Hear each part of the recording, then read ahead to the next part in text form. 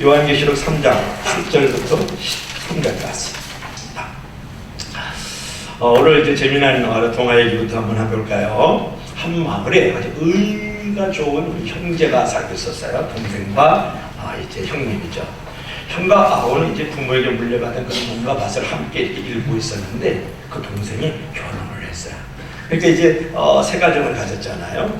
그러니까 이제 농가 밭을 이렇게 알맞게 나누어 가졌어요. 각자 농가 밭에서 이제 추수를 하게 됩니다. 그런데 추수가 끝난 날 그때 동생이 생각을 해요. 형님 가정은 부모를 아직도 섬기고 있고 자식들이 많이 있는데 내가 이렇게 볕단을 똑같이 가져서야 되겠나 그런 생각을 하고 이제 밤중에 몰래 형님 마당에다가 볕단을 갖다 놓는 거예요. 또 형님은 또 이런 생각을 해요. 아니 동생이 요번에 새롭게 이제 가정을 신혼살림 하고 있는데 젓가락이라도 숟가락이라도 하나 더 갖다 놔야 될 텐데 어떻게 내가 똑같이 추수했다 그래서 이렇게 똑같이 볕단을 가질 수 있나? 밤중에 또 몰래 동생이 마당에다가 볕단을 갖다 주는 거죠.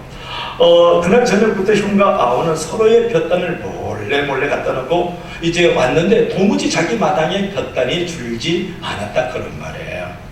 의아하던 이전 형과 아우가요. 그날 이제 달빛도 깜깜한데 어느 날 둘이서 볕단을 이제 지고 동생은 형님 집으로 또 형님은 아우의 집으로 이제 가고 있다가 그 달빛 가운데서 만났어요.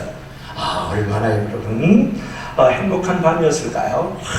환한 그 달빛처럼 그들의 형제의 마음도 환한 미소가 가득하지 않았겠어요? 반짝반짝 빛나는 별처럼 그들이 비록 농촌에 살고 있지만 빛나는 인생을 살고 있는 그 형님 동생을 우리가 볼 수 있지 않느냐 이제 그런 부분이죠.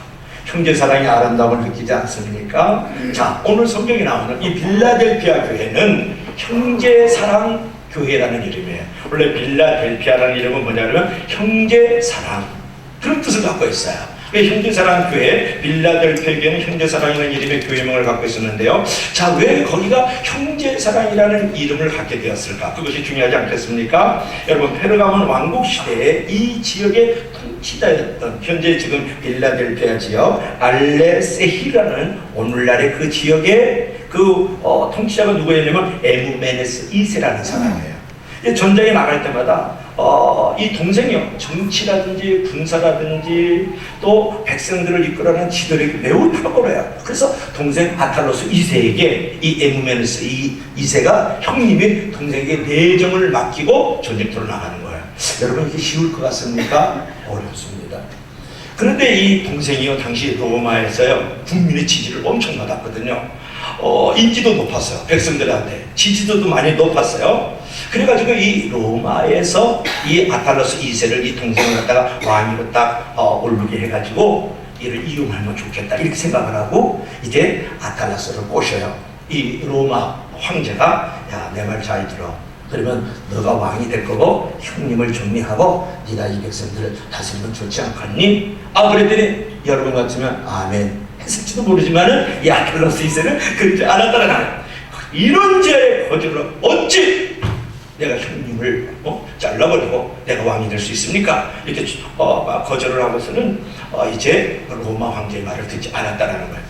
이것을 가리켜서 세상 사람들은 뭐라 그러면 아탈로스의 형제 사랑이다 이렇게 부르게 되었고 이것이 이제 점점 이렇게 번져져서 그 지역을 갖다가 빌라델피아라는 지역으로 만들었다라는 거예요.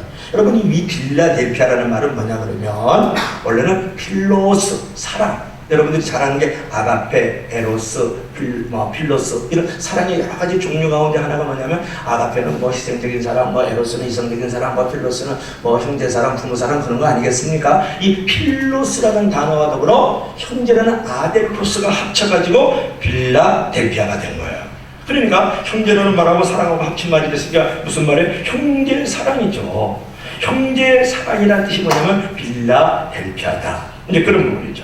형제의 그 진한 사랑이 전해 내려오는 이 땅에 터전을 잡은 교회의 그리스도인들이 있었는데 이 빌라델피아 지역에 있는 교회니까 빌라델피아 교회죠. 그런데 이 땅에 누가 살았냐? 유대인들이 살고 있었거든요. 디아스포라 흩어졌던 많은 유대인들이요 계속해서 이 그리스도인들을 시련을 가하고 아주 압박을 가하고 또 여러 가지 왕따를 시키면서 여러 가지로 괴롭혔지만 그럼에도 불구하고 이 형제 사랑 이름을 가졌던 이 빌라델피아 교인들은 주님의 말을 지키면서 주님을 배반하지 않았다는 거예요.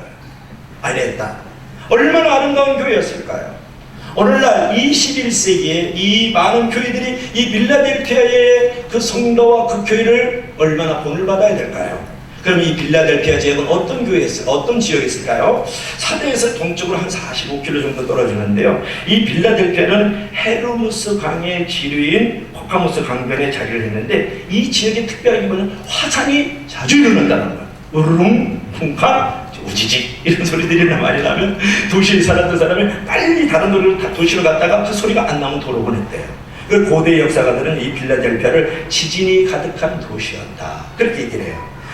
땅의 진동이 잦아가지고 과거에는 많은 주민들이 더 안전한 집을 찾기 위해서 다른 도시로 전전긍긍 떠났다라는 거죠. 그래서 주 17년에 즉 예수님이 탄생하고 17년 되던 해 사대에 큰 지진이 일어났는데 지난주에 사대를 상고했었죠. 이때 빌라델피아도 완전히 이제 지진이 나서 완전 파괴가 됐는데 주후 90년 예수님이 탄생한 이후 90년 되던 해 로마 황제가 아주 많은 지원을 해줘가지고 이 도시가 재건이 되었어요.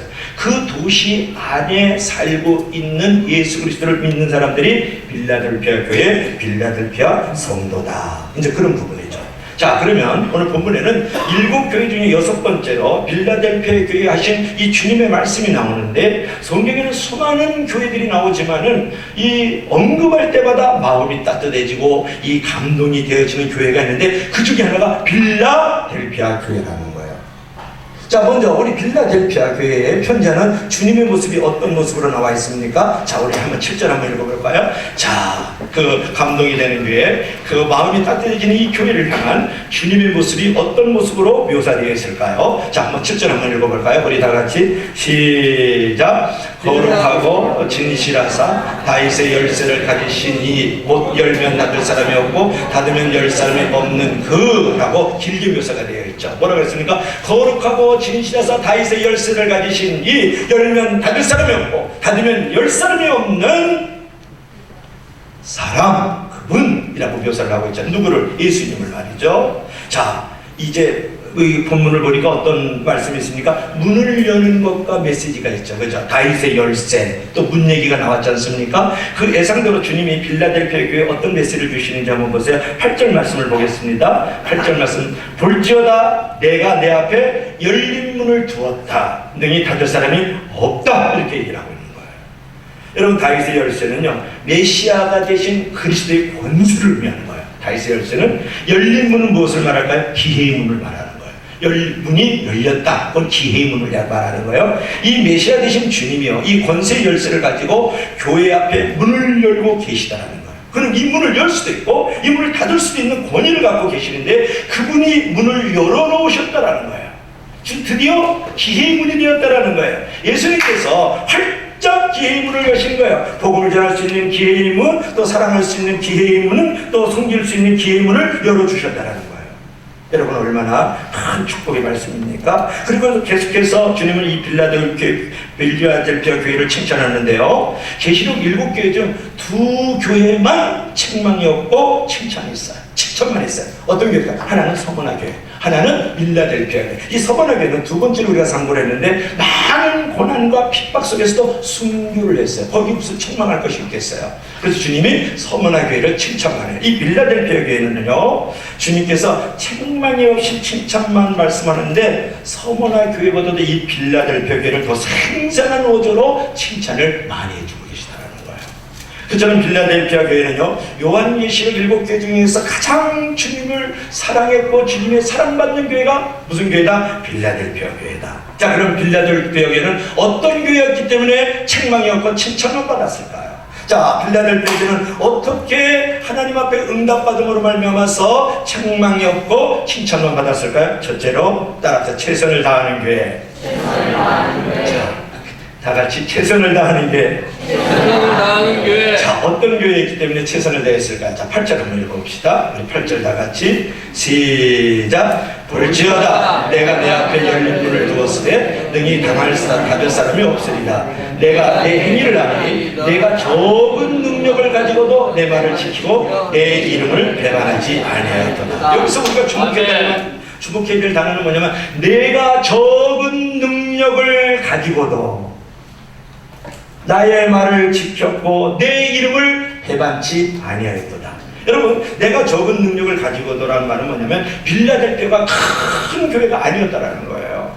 빌라델피아 교회는요, 세 가지 어려움이 있었는데요. 첫째로는 경제적 재계 어려움이 있어요. 그 당시에는요, 상인조합에 가입을 해야만 사업을 할 수가 있었거든요. 그런데 그 상인조합에 가입하면 황제를 우상숭배를 해야 돼요.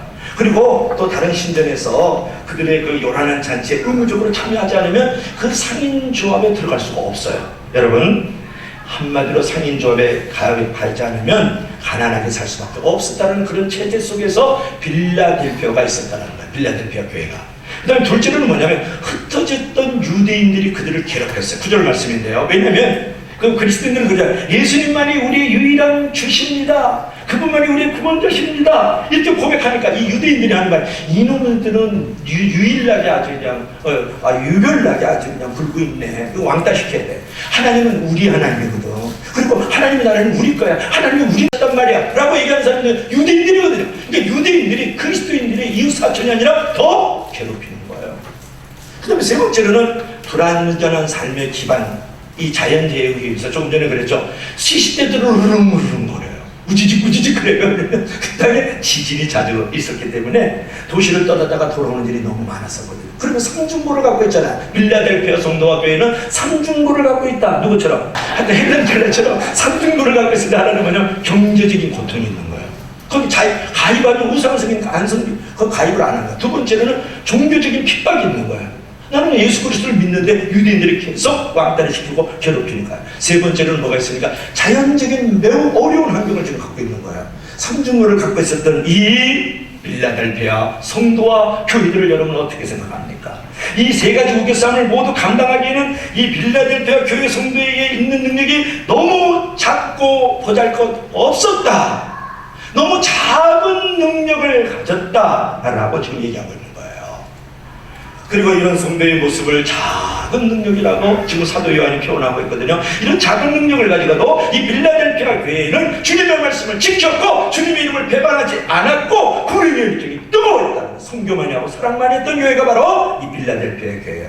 여러분, 빌라델피아 교회는요, 규모가 작았던 교회입니다. 내가 적은 능력을 가지고서도 라고 적혔기 때문에 그렇죠. 그러나 문제의 본질은 뭐냐면 교회의 크기나 사이즈가 아니라는 거예요.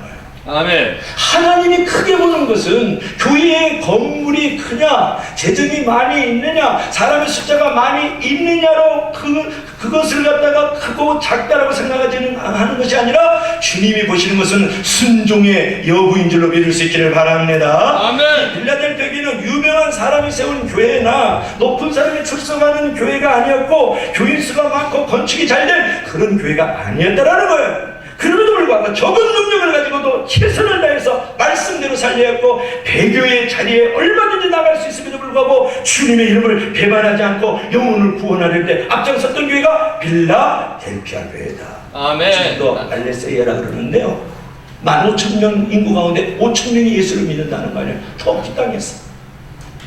이게 쉬운 일일까요, 여러분? 유대인들의 시련과 괴롭힘에서 진리의 편에 굳게 서가지고 주님의 말을 지키면서 주님의 이름을 배반하지 않았던 이 빌라델피아 교회.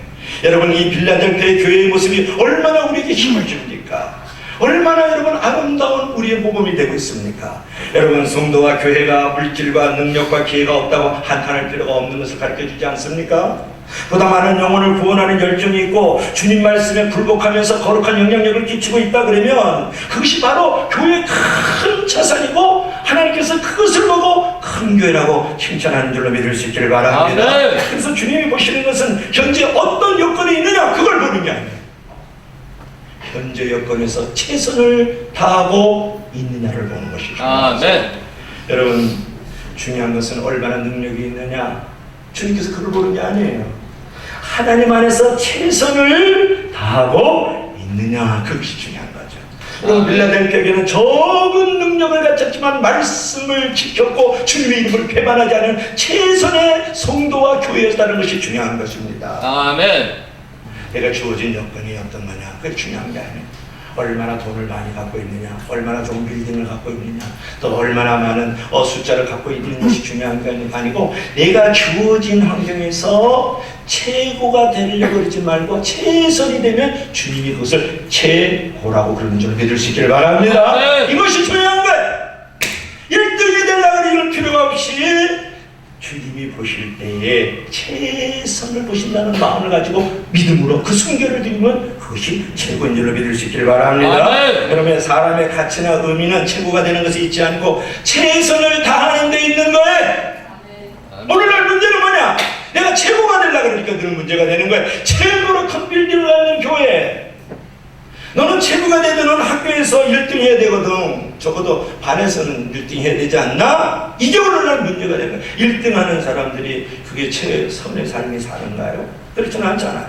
우리 주님께서는요, 최선의 삶을 사는 사람을 최고의 사람으로 인정할 줄을 믿을 수 있기를 바랍니다. 여러분, 교회의 가치라든지 의미는 뭐냐 그러면 최고가 되는 것이 있지를 않아요. 내가 주어진 환경 속에서 주어진 축복을 가지고 주어진 여러 가지 여건 속에서 내가 최선의 삶을 살아갈 때 그것을 하나님께서 최고의 교회, 최고의 성도라고 그런 줄로 믿을 수 있기를 바랍니다. 자, 두 번째로 따라서 진실한 교회. 진실한 교회. 빌라델피아에게는 무엇보다도 최선을 다하는 겁니다. 적은 능력을 가지고도 최선을 다했다. 그 다음에 두 번째는 진실한 교회였다. 자, 9절 말씀 한번 읽어봅시다.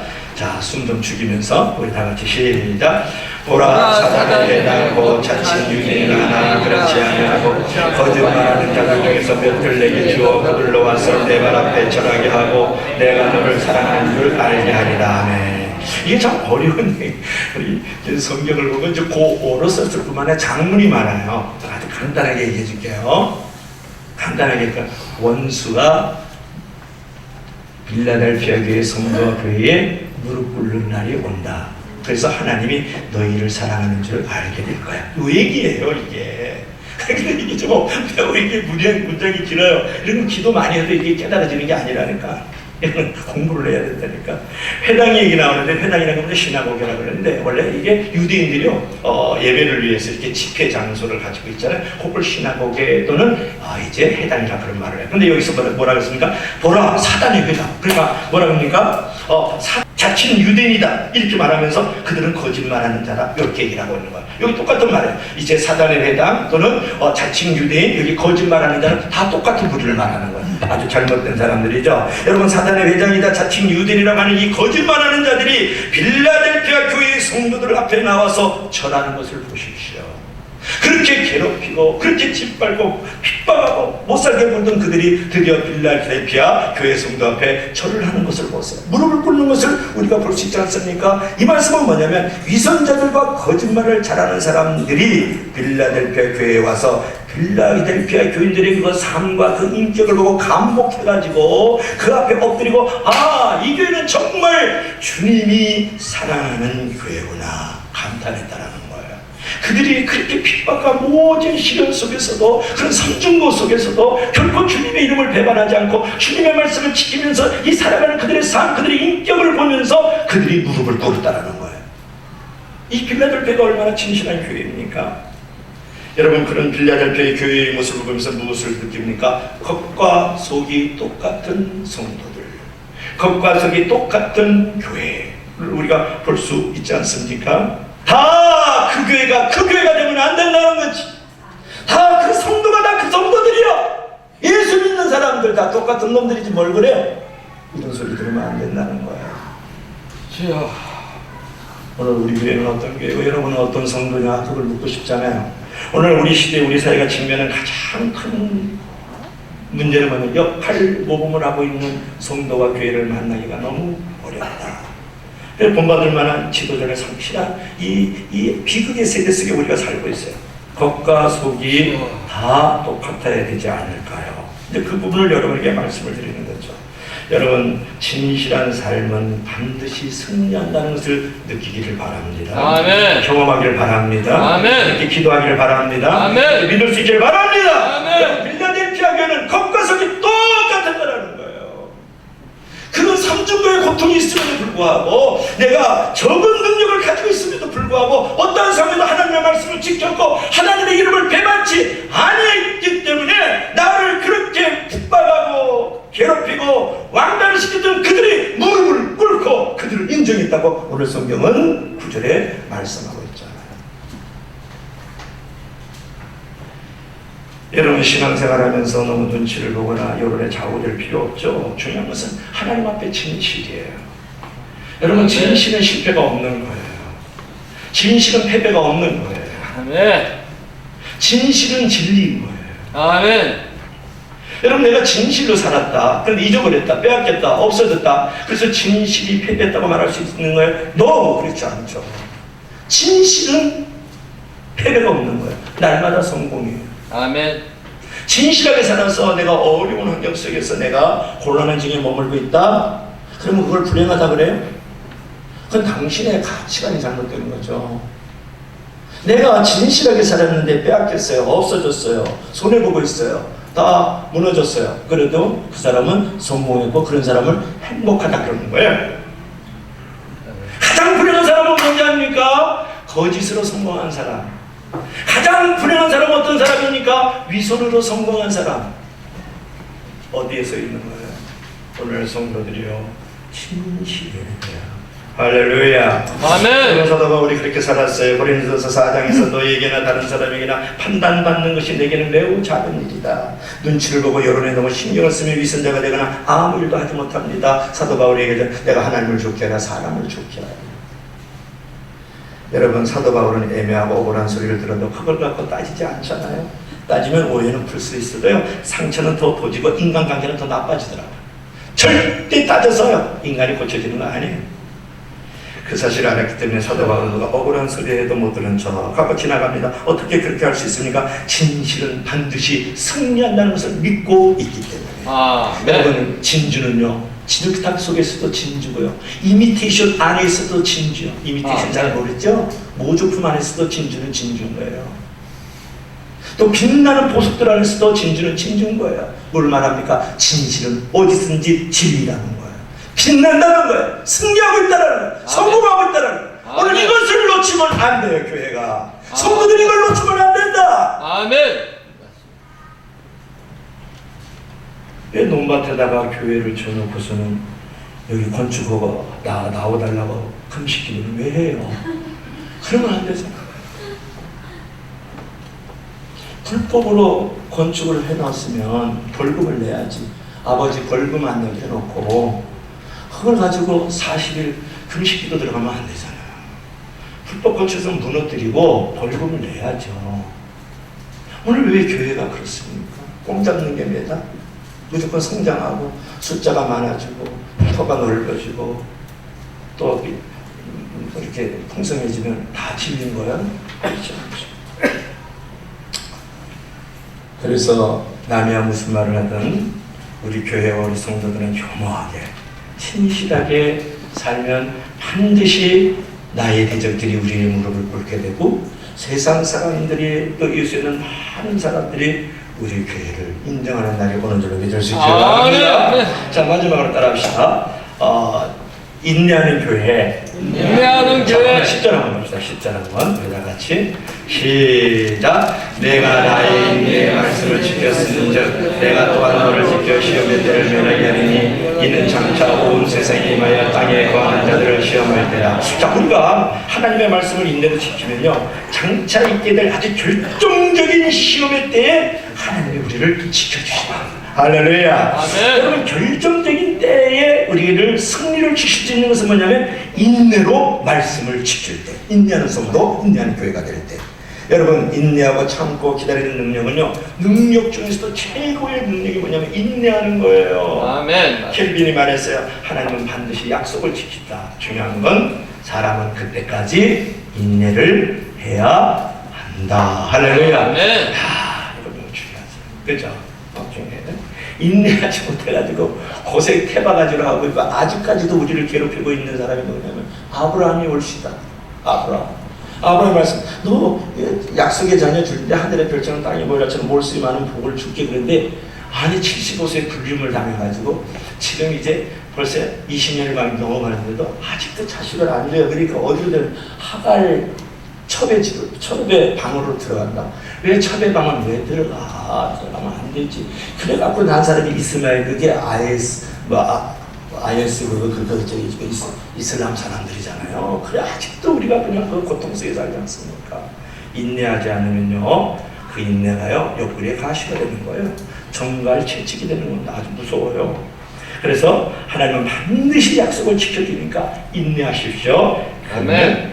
그때 하나님께서 결실을 맺게 한다. 이제 그런 부분이죠. 성경의 위대한 인물들은 다 약속을 받고 약속을 따라 살고 약속된 축복을 얻은 사람들의 이야기가 창세기부터 요한계시록까지잖아요. 약속이 있어도 인내하지 못하면 그 약속은 유실되고 유산되고 만다라는 거예요. 제가 그 말을 하려는 거예요. 내가 나의 인내의 말씀을 지켰은즉 내가 너를 지켜 시험의 때를 면하게 하고 마지막에 세상에 큰 재앙이 올 때 너를 건져주리라. 할렐루야. 오늘 그 말씀. 여러분 하나님 앞에 씨앗을 뿌려놓고 나면 결정적일 때 나를 붙잡아 주시는 거예요. 결정적일 때 나를 건져주시는 거예요. 아멘. 결정적일 때 내가 너 옆에 있다. 아멘. 어제부터 계속 이 말씀 가운데 내가 은혜를 받고 있는 구절이 있어요. 왜냐하면 내가 너를 사랑하는 줄 알리라. 그게 8절 하반절의 말씀이거든요. 이게 왜 거기에 이 말씀이 있지? 제가 계속 새벽에도 묵상을 하는데 어떻게 전달해야 될지 모르니까 너무 묵상이 늦게 시작됐거든요. 이 설교가 어제 그냥 밤 12시에 완성을 하니까 내가 나를 사랑하는 줄 알리라. 사람들이 그렇지? 내가 너를 사랑하는 줄 알게 하리라. 이 말씀에 계속 내가 뇌리를 스치는 거예요. 어떻게 이걸 설교를 해드릴까? 이건 나만을 향한 걸까? 교회를 향한 걸까?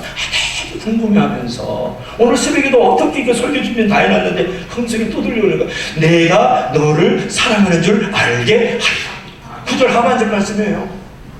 근데 내가 보니까 딱 두 가지로 이게 다가오거든. 하나는 뭐냐? 하나님의 사랑을 정말 얻고 깨닫고 정말 경험한 사람은요, 어떠한 핍박과 곤란 중에도 말씀을 지킬 수 있는 힘이 있다는 거. 네. 이게 복음의 힘이더라고요. 여러분 말씀 지킨다고 해서 지켜지는 거 아니에요. 무상에게 절하지 말라고 그러면 절하지 말아야지. 그래서 무상에게 절하지 않는 게 아니더라. 어떠냐?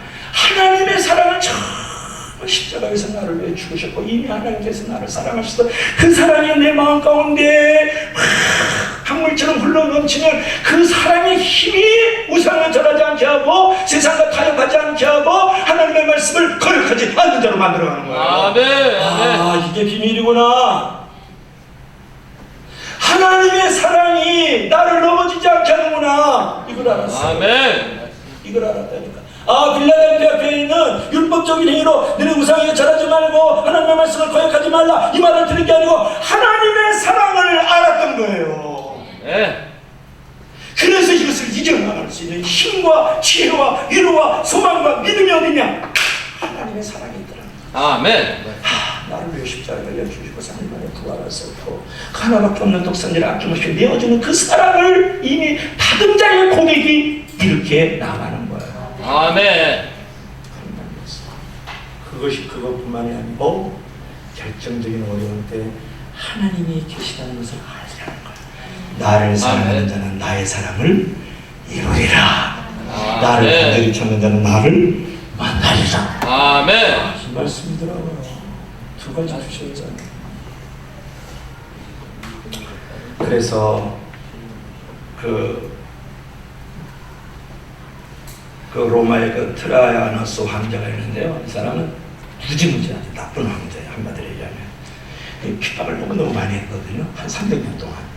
그런데 그때 이 당시에 그 폴리니우스 총독이라는 사람의 편지에 그리스도인의 삶을 알 수 있는 글을 이 아주 못된 황제에게 편지를 보냈어요. 그때 내용을 하나 몇 구절 제가 읽어드릴게요. 내가 너희들을 위해 신을 경배하기 어려운 모든 것으로 유혹해버릴 거야. 그들의 한 지도자가 이렇게 대답을 했다. 그럴 수 없으실 것입니다. 왜냐하면 온 세상이 우리 아버지의 집이거든요. 그럴 수 없을 것입니다. 온 세상이 우리 아버지의 집입니다. 그러면 널 죽이겠다. 그랬더니 그 한 지도자가 그리스도인의 지도자가 내 생명은 그리스도 안에 있습니다. 내가 너의 모든 소유를 빼앗겼다. 그랬더니 그는 다시 내 모든 소유는 천국에 있습니다. 다른 어떤 사람도 만나지 못하게 할 거야. 그랬더니 그래도 저희를 그리스도의 사랑에서 끊을 수 없습니다. 아멘. 할렐루야. 귀한 고백이지 않습니까? 바로 이런 믿음, 바로 이런 인내의 초기 그리스도인들이 로마를 정복하고 변화시켰던 것을 여러분 아십니까?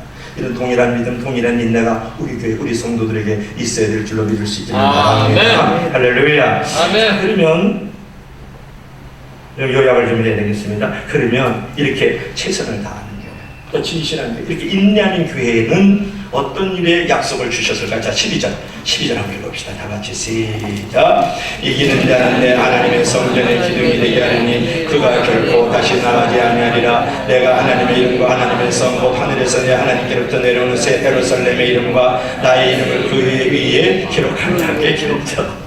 자, 여기서 말이죠. 내가 최선을 다하는 성도와 교회, 또 진실한 성도와 교회, 그 다음에 인내하는 성도와 교회가 되어질 때 아무도 멸류관을 빼앗지 못하게 하면서 하나님께서 그들에게 축복을 하시고 약속을 하시는데 무슨 내용입니까? 하나님의 성전의 기둥이 되고 그 기둥에 영원히 영광스러운 이름이 기록될 것이라고 약속을 하고 있는 것을 보십시오. 우리가 이 땅에서 기둥 같은 존재로, 기둥 같은 공동체로 쓰임을 받다가 주 앞에 설 때 기둥 같은 존재로 설 것을 약속하고 있는 이 빌라델피아 교회를 향한 주님의 음성을 여러분 들으십시오. 여러분, 인생에서 시우기를 버리면 우리는 천국에서 하나님의 성전의 기둥이 되는 줄로 믿을 수 있기를 바랍니다. 아멘. 여러분, 삼손이 밀어도 무너지지 않는 안전한 기둥이 된다는 거예요. 여러분, 지진의 충격을 우려하면서 살지 모르지만은 천국의 기둥으로 세워지면 아무도 그들을 흔들 수 없다는, 이 땅 위에서도 흔들 수 없고 저 하늘나라에서도 흔들 수 없다, 그렇게 말하는 거예요. 왜냐? 이 도시에는 지진이 있었기 때문에 특별히 이 말씀을 주시는 것은, 여러분, 세상에서 예수님을 위해서 우리의 이름을 버리면 내세 천국에서 우리의 기둥에 세 가지 이름이 새겨지는 줄로 믿을 수 있기를 바랍니다. 그것이 뭐냐면 하나님의 이름이 새겨진다 그랬어요. 하나님의 이름, 그것은 뭡니까? 하나님의 소유다, 그런 말이에요. 그 기둥에 또 그 이름만 있습니까? 새 예루살렘의 이름이 새겨진다 그랬어요. 하나님의 나라의 시민이 된다, 그런 말. 또 하나의 예수님 자신의 이름이 새겨진다 그랬어요. 그것은 뭐냐면 그리스도 안에서 우리는 왕노릇한다는 거예요. 우리가 성전의 기둥으로만 세워지는 것이 아니라 그 기둥에 이름이 새겨지는데, 하나는 하나님의 이름이요, 또 하나는 새 예루살렘의 이름이요, 또 하나는 새 예수님의 이름이 세워진다는 거예요. 이 영광이 우리 가운데 있는 줄로 믿을 수 있기를 바랍니다. 할렐루야. 그래서 오늘 결론을 맺습니다. 여러분, 6번째 교회인 빌라델피아 교회를 마무리하면서 우리는 이것이 우리 시대에 그대로 우리가 해당된다는 것을 알아야 돼요. 열린 문이라는 것은 교회의 기회를 말하는 것이고, 다윗의 열쇠는 뭐라고 말씀합니까? 예수님의 권세를 말하고, 하나님의 성전의 기둥은 무엇입니까? 사람이 누릴 안전을 상징하는 것이죠. 이제 여러분, 주님께서 열린 문을 우리 앞에 두셨다고 말씀하셨어요. 그러므로 이제는 그 열린 문으로 여러분이 들어오셔서 구원의 자리에 들어오십시오. 다시 구원의 자리에 들어왔으니까 다시 열린 문으로 나아가서 인내하면서 최선을 다하면서 진실함으로 여러분 섬기십시오. 그럴 때 우리의 작은 능력으로 섬겨하고 사랑하는 이 교회와 성도들을 향하여 우리 주님께서 너희들은 성전의 기둥이 될 것이다 라는 축복을, 약속을 우리에게 주는 줄로 믿을 수 있기를 바랍니다. 아멘.